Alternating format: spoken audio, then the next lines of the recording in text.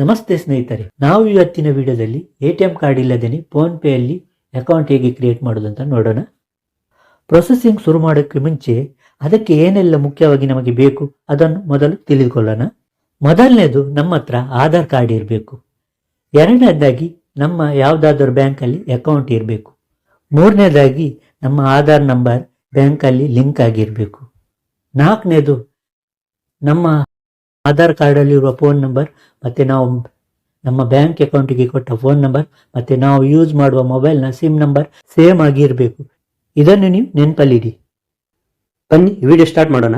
Important ಸೆಟ್ಟಿಂಗಲ್ಲಿದೆ, miss ಮಾಡದೆ ಕೊನೆಯ ತನಕ ನೋಡಿ. ಅದಕ್ಕಿಂತ ಮುಂಚೆ ನೀವು ನಮ್ಮ ಚಾನಲ್ಗೆ ಹೊಸದಾಗಿದ್ದರೆ ಈ ವಿಡಿಯೋಗೆ ಲೈಕ್ ಕೊಟ್ಟು ಚಾನಲನ್ನು ಸಬ್ಸ್ಕ್ರೈಬ್ ಮಾಡಿ, ಪಕ್ಕದ ಬೆಲ್ ಮೇಲೆ ಕ್ಲಿಕ್ ಮಾಡಿ. ನೋಡಿ, ಇದು ಫೋನ್ಪೇ ಆ್ಯಪು. ಇದರ ಲಿಂಕನ್ನು ನಾನು ವಿಡಿಯೋದ ಕೆಳಗಡೆ ಡಿಸ್ಕ್ರಿಪ್ಷನಲ್ಲಿ ಕೊಟ್ಟಿದ್ದೇನೆ. ಅದನ್ನು ಕ್ಲಿಕ್ ಮಾಡಿ ನೀವು ಡೌನ್ಲೋಡ್ ಮಾಡ್ಬೋದು. ಇಲ್ಲಾಂದರೆ ನೀವು ಪ್ಲೇಸ್ಟೋರ್ಗೆ ಹೋಗಿ ಅಲ್ಲಿ ಡೌನ್ಲೋಡ್ ಮಾಡಿ. ಡೌನ್ಲೋಡ್ ಮಾಡಿದ ಮೇಲೆ ಇದನ್ನು ಓಪನ್ ಮಾಡಿ. ನೋಡಿ, ಈ ಪೇಜ್ ಓಪನ್ ಆಗ್ತದೆ. ಇಲ್ಲಿ ನಿಮ್ಮ ಮೊಬೈಲ್ ನಂಬರನ್ನು ಎಂಟರ್ ಮಾಡಬೇಕು. ಮೊಬೈಲ್ ನಂಬರನ್ನು ಎಂಟರ್ ಮಾಡಿ ಪ್ರೊಸೀಡ್ ಮೇಲೆ ಕ್ಲಿಕ್ ಮಾಡಿ. ಆ ನಂಬರಿಗೆ ಒಂದು OTP ಕಳಿಸ್ತಾರೆ. ಅದು ಆಟೋಮೆಟಿಕ್ಕಾಗಿ ವೆರಿಫಿಕೇಷನ್ ಆಯಿತು. ನೋಡಿ, ಇಲ್ಲಿ ಪರ್ಮಿಷನ್ ಕೇಳ್ತದೆ, ನೀವು ಅಲೋ ಮಾಡ್ತಾ ಹೋಗಿ. ಅಲೋ ಮಾಡಿ. ನೋಡಿ, ನಿಮ್ಮ ಫೋನ್ಪೇ ಅಕೌಂಟ್ ಕ್ರಿಯೇಟ್ ಆಗಿದೆ. ಇದು ಕ್ರಿಯೇಟ್ ಆದದ್ದು ಮಾತ್ರ. ಇದಕ್ಕೆ ನಿಮ್ಮ ಬ್ಯಾಂಕ್ ಅಕೌಂಟ್ ಆ್ಯಡ್ ಆಗಬೇಕು. ಬ್ಯಾಂಕ್ ಅಕೌಂಟ್ ಆ್ಯಡ್ ಮಾಡಲಿಕ್ಕೆ ನಿಮ್ಮ ಪ್ರೊಫೈಲನ್ನು ಕ್ಲಿಕ್ ಮಾಡಬೇಕು. ಇದು ನೋಡಿ ಪ್ರೊಫೈಲ್, ಅದರ ಮೇಲೆ ಕ್ಲಿಕ್ ಮಾಡಿ. ನೋಡಿ, ಇಲ್ಲಿ ಕ್ಲಿಕ್ ಮಾಡಿದ್ಮೇಲೆ ಇಲ್ಲಿ ಬ್ಯಾಂಕ್ ಅಕೌಂಟ್ ಮೇಲೆ ಕ್ಲಿಕ್ ಮಾಡಿ.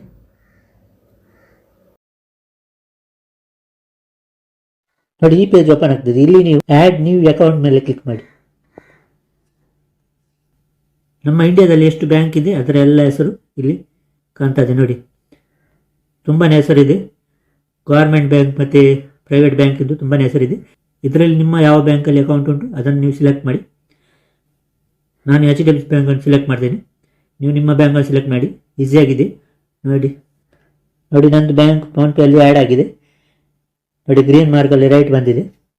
ಕೆಳಗಡೆ ಅಕೌಂಟ್ ಆ್ಯಡೆಡ್ ಸಕ್ಸಸ್ಫುಲಿ ಅಂತ ಉಂಟು. ಅದರ ಕೆಳಗಡೆ ಬ್ಯಾಂಕಿನ ಹೆಸರುಂಟು. ಕೆಳಗಡೆ ಬ್ರಾಂಚ್ ಎಲ್ಲಿ ಅಂತ ಉಂಟು. ಮತ್ತು ನನ್ನ ಹೆಸರುಂಟು ಮತ್ತು IPS ಕೋಡ್ ಕೂಡ ಇದೆ ಕೆಳಗಡೆ. ಅದರ ಕೆಳಗಡೆ UPI ID ಉಂಟು. ಇನ್ನು ನಾವು ಇದಕ್ಕೊಂದು UPI ಪಿನ್ ಅನ್ನು ಸೆಟ್ ಮಾಡಬೇಕು. UPI ಪಿನ್ ಯಾಕೆ ಅಂದರೆ ನಮ್ಮ ಹಣ ಟ್ರಾನ್ಸ್ಲೇಷನ್ ಮಾಡುವಾಗ ಅದಕ್ಕೆ UPI ಪಿನ್ನ ಅಗತ್ಯ ಇರ್ತದೆ. ನೀವು UPI ಪಿನ್ ಸೆಟ್ ಮಾಡಲಿಕ್ಕೆ ಸೆಟ್ UPI ಪಿನ್ ಮೇಲೆ ಕ್ಲಿಕ್ ಮಾಡಿ. ನನ್ನ ಮೊಬೈಲಲ್ಲಿ ರೀಸೆಟ್ UPI ಪಿನ್ ಅಂತ ಬರ್ತದೆ. ಅಂದರೆ ನಾನು ಮೊದಲೇ UPI ಪಿನ್ ಸೆಟ್ ಮಾಡಿದ್ದೇನೆ. ನಿಮ್ಮ ಮೊಬೈಲಲ್ಲಿ ಸೆಟ್ UPI ಪಿನ್ ಅಂತ ಬರ್ತದೆ. ನೀವು ಅದರ ಮೇಲೆ ಕ್ಲಿಕ್ ಮಾಡಿ. ನೋಡಿ, ಕ್ಲಿಕ್ ಮಾಡಿದ ಮೇಲೆ ಈ ಪೇಜ್ ಓಪನ್ ಆಗ್ತದೆ. ಇಲ್ಲಿ ನಿಮ್ಮ ATM ಕಾರ್ಡನ್ನು ಎಂಟರ್ ಮಾಡಬೇಕು. ನಮಗೆ ATM ಕಾರ್ಡಿಂದ ಅಲ್ಲ ಮಾಡಲಿಕ್ಕೆ, ನಮಗೆ ಆಧಾರ್ ಕಾರ್ಡಿಂದ ಮಾಡಲಿಕ್ಕೆ ಉಂಟು. ಅದಕ್ಕೆ ನಾವು ನೋಡಿ ಇಲ್ಲಿ ಕ್ಲಿಕ್ ಮಾಡಬೇಕು.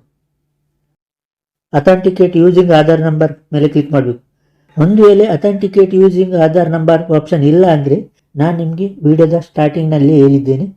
ಆಧಾರ್ ಕಾರ್ಡಿನ ಮೊಬೈಲ್ ನಂಬರ್ ಮತ್ತು ಬ್ಯಾಂಕ್ ಅಕೌಂಟಿಗೆ ಕೊಟ್ಟ ಮೊಬೈಲ್ ನಂಬರ್ ಮತ್ತು ಸಿಮ್ಮಿನ ಮೊಬೈಲ್ ನಂಬರ್ ಮೂರು ಕೂಡ ಸೇಮ್ ಆಗಿರಬೇಕು. ಸೇಮ್ ಆದರೆ ಮಾತ್ರ ಈ ಆಪ್ಷನ್ ಇಲ್ಲಿ ಕಾಣ್ತದೆ. ಇಲ್ಲಾಂದರೆ ಈ ಆಪ್ಷನ್ ಇಲ್ಲಿ ಬರೋದಿಲ್ಲ. ಮೂರರಲ್ಲಿ ಕೂಡ ಕರೆಕ್ಟ್ ಇದ್ದರೆ ಈ ಆಪ್ಷನ್ ಬರ್ತದೆ. ಅದರ ಮೇಲೆ ಕ್ಲಿಕ್ ಮಾಡಬೇಕು. ನೀವು ಇಲ್ಲಿ ಅಕ್ಸೆಪ್ಟ್ ಆ್ಯಂಡ್ ಪ್ರೊಸೀಡ್ ಮೇಲೆ ಕ್ಲಿಕ್ ಮಾಡಿ. ಇಲ್ಲಿ ನಿಮ್ಮ ಆಧಾರ್ ಕಾರ್ಡಿನ ಮೊದಲಿನ 6 ನಂಬರನ್ನು ಎಂಟರ್ ಮಾಡಬೇಕು. ಎಂಟರ್ ಮಾಡಿ ಪ್ರೊಸೀಡ್ ಮೇಲೆ ಕ್ಲಿಕ್ ಮಾಡಿ. ನಿಮಗೆ ಬ್ಯಾಂಕಿನಿಂದ ಒಂದು OTP ಬರ್ತದೆ ಮತ್ತು ಆಧಾರ್ ಕಾರ್ಡಿನಿಂದ ಒಂದು OTP ಬರ್ತದೆ. ನೀವು ರೈಟ್ ಮೇಲೆ 2 ಸರಿ ಕ್ಲಿಕ್ ಮಾಡಬೇಕು. ನೋಡಿ, ಈ ಪೇಜ್ ಓಪನ್ ಆಗ್ತದೆ. ಇಲ್ಲಿ ನೀವು 4 ಡಿಜಿಟ್ UPI ಪಿನ್ ಅನ್ನು ಸೆಟ್ ಮಾಡಬೇಕು. ಕೆಲವು ಬ್ಯಾಂಕಲ್ಲಿ 6 ಡಿಜಿಟ್ ಇದು ಬರ್ತದೆ. ಇಲ್ಲಿ ನನಗೆ 4 ಡಿಜಿಟ್ ಇದು ಬಂದಿದೆ. ನಿಮಗೆ 6 ಡಿಜಿಟ್ ಇದು ಬಂದರೆ ನೀವು 6 ಡಿಜಿಟ್ ಇದು UPI ಪಿನ್ ಸೆಟ್ ಮಾಡಿ. ನನಗೆ 4 ಡಿಜಿಟ್ ಇದು ಬಂದಿದೆ. ನಾನು 4 ಡಿಜಿಟನ್ನು ಸೆಟ್ ಮಾಡ್ತೀನಿ. ಸೆಟ್ ಮಾಡಿ ರೈಟ್ ಮೇಲೆ ಕ್ಲಿಕ್ ಮಾಡಿ. ಕನ್ಫರ್ಮ್ ಮಾಡಲಿಕ್ಕೆ ಇನ್ನೊಮ್ಮೆ ಸೆಟ್ ಮಾಡಿ. ರೈಟ್ ಮೇಲೆ ಕ್ಲಿಕ್ ಮಾಡಿ.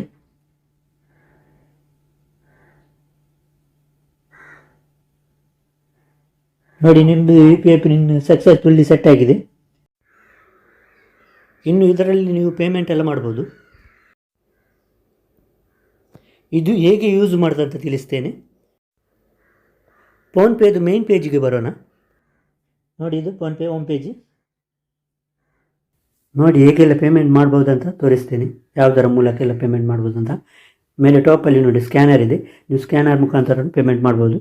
ಸ್ಕ್ಯಾನರನ್ನು ಓಪನ್ ಮಾಡಿ ಸ್ಕ್ವೇರ್ ಕೋಡನ್ನು ಸ್ಕ್ಯಾನ್ ಮಾಡಿ ಅಲ್ಲಿ ನೀವು ಪೇಮೆಂಟನ್ನು ಟೈಪ್ ಮಾಡಿ ಪೇ ಮಾಡ್ಬೋದು. ಪೇ ಮಾಡುವಾಗ ಯು ಪಿ ಐ ಪಿನ್ನನ್ನು ನಿಮಗೆ ಆ್ಯಡ್ ಮಾಡಲಿಕ್ಕೆ ಇರ್ತದೆ. ಮತ್ತೊಂದು ಆಪ್ಷನ್ ಇದೆ, ನೀವು ಫೋನ್ ನಂಬರ್ ಮುಖಾಂತರನು ಪೇಮೆಂಟ್ ಮಾಡ್ಬೋದು. ನಿಮ್ಗೆ ಯಾರಿಗೆ ಹಣ ಕಳಿಸ್ಲಿಕ್ಕೆ ಇದ್ದಾರೆ ಅವರ ಫೋನ್ ನಂಬರನ್ನು ಎಂಟರ್ ಮಾಡಿ ನೀವು ಪೇಮೆಂಟ್ ಮಾಡ್ಬೋದು. ಮತ್ತೊಂದು ನಿಮ್ಮದು third option, bank U P I D ಹಾಕಿ ಕೂಡ ಹಣ ಕಳಿಸ್ಬೋದು. ಯಾರಿಗೆ ಹಣ ಕಳಿಸ್ಲಿಕ್ಕೆ ಇರಲ್ಲ ಅವರ ಬ್ಯಾಂಕ್ ಯೂಸರ್ ಐ ಡಿ ಹಾಕಿ ಕೂಡ ನೀವು ಹಣ ಕಳಿಸ್ಬೋದು.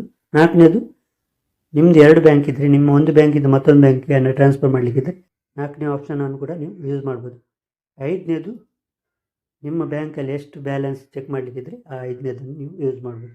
ಇದಕ್ಕೆಲ್ಲದಕ್ಕೆ ನೀವು ಯೂಸ್ ಮಾಡುವ ಯು ಪಿ ಐ ಪಿನ್ನನ್ನು ಆ್ಯಡ್ ಮಾಡಲಿಕ್ಕೆ ಇರ್ತದೆ, ಅದೊಂದು ನೆನಪಿಡಿ. ಮತ್ತು ಬೇರೆಲ್ಲ ಆಪ್ಷನ್ಗಳಿವೆ. ಇದರಲ್ಲಿ ನಿಮಗೆ ಮೊಬೈಲನ್ನು ರೀಚಾರ್ಜ್ ಮಾಡ್ಬೋದು, DTH ರೀಚಾರ್ಜ್ ಮಾಡ್ಬೋದು, ಎಲೆಕ್ಟ್ರಿಕ್ ಬಿಲ್ ಕಟ್ಬೋದು, ಮತ್ತು ಗ್ಯಾಸ್ ಸಿಲಿಂಡರ್ ಎಲ್ಲ ಬುಕ್ ಮಾಡ್ಬೋದು. ಬೇರೆ ಬೇರೆ ಎಲ್ಲ ಆಪ್ಷನ್ ಇದೆ. ಇದರಲ್ಲಿ ಶಾಪಿಂಗ್ ಎಲ್ಲ ಮಾಡ್ಬೋದು ನೀವು. ಅದನ್ನೆಲ್ಲ ನೀವು ಯೂಸ್ ಮಾಡಿ, ನಿಮಗೆ ಯೂಸ್ ಮಾಡ್ತಾ ಇದರಲ್ಲೆಲ್ಲ ಗೊತ್ತಾಗ್ತದೆ. ಈ ವಿಡಿಯೋದಲ್ಲಿ ಇಷ್ಟೇ. ಈ ವಿಡಿಯೋ ನಿಮಗೆ ಹೇಗೆ ಅನಿಸಿದೆ ಅಂತ ಕಮೆಂಟ್ ಮೂಲಕ ತಿಳಿಸಿ. ಜೈ ಹಿಂದ್.